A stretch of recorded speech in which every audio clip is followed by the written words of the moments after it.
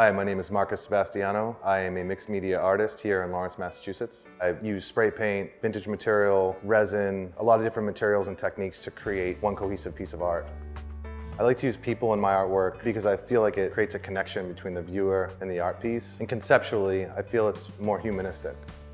The theme here is customer experience. How do you give that customer that experience that brings them back again and makes them feel warm and welcome and that you're listening to them? I think it's about how you're being treated or how you're feeling when you're engaging with a product or a service. It's making you feel like they actually care about you as a consumer. You really do want to feel like businesses are connecting with you. If they have feelings, then they actually care. Lending to a much better experience, making you feel better about giving them your money and your time. So this piece pays tribute to that relationship.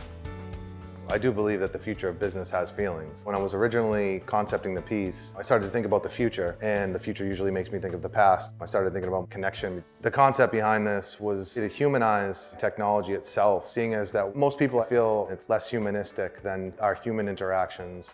With the piece, I wanted to remind people that there will always be humanity no matter how much technology advances. And as we move into the future, it's very important for us to stay connected.